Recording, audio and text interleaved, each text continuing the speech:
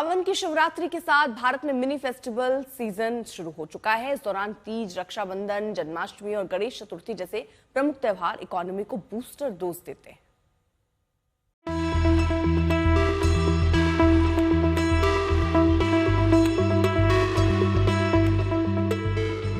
सावन की आगाज के साथ भारत में केवल बरखा रानी ही दस्तक नहीं देती हैं, बल्कि इस महीने से बाजार में मिनी फेस्टिवल सीजन की आहट भी साफ सुनाई देने लगी है।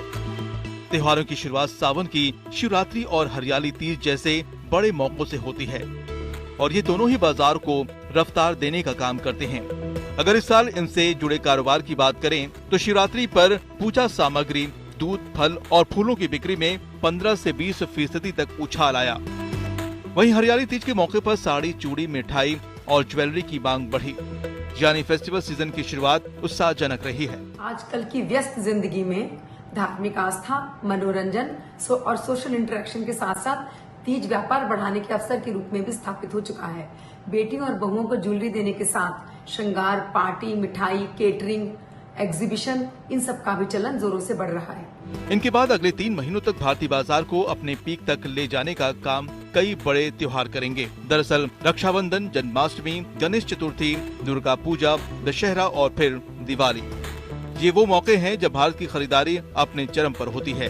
बीते साल की बात करें तो 2024 में जन्माष्टमी और दही हांडी के मौके पर 25,000 करोड़ से ज्यादा का कारोबार हुआ था। महाराष्ट्र में तो गणेश चतुर्थी इलेक्ट्रॉनिक्स और गहनों की खरीद का बड़ा प्लेटफॉर्म बन चुकी है। अगर त्योहारों की लिस्ट में सबसे पहले 9 अगस्त को आने वाले रक्षाबंधन की बात करें तो इस बार मिठाई, गिफ्ट्स और फैशन प्रोडक्ट्स की बिक्री में 12 से 15% की बढ़ोतरी की उम्मीद है।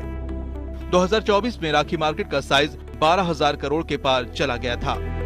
इसके बाद सितंबर और अक्टूबर का वो दौर शुरू होगा जिसे बाजार का गोल्डन क्वार्टर कहा जाता है, क्योंकि तब दुर्गा पूजा, दशहरा और दिवाली जैसे त्योहारों की वजह से देश की रिटेल और ऑनलाइन दोनों बिक्री अपने पीक पर पहुंच जाती है।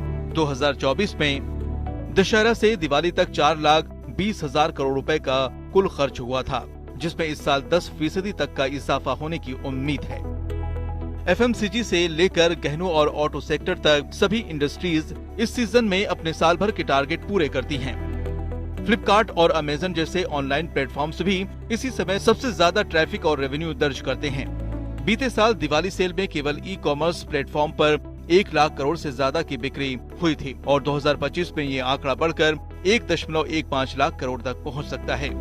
यानी जुलाई के आखिरी हफ्ते से बाजार में शुरू हुई हलचल 2025 के फेस्टिवल सीजन को रफ्तार देने के लिए तैयार है, जो भारतीय अर्थव्यवस्था को एक बार फिर बूस्ट देने का काम करेगी। आज तक ब्यूरो।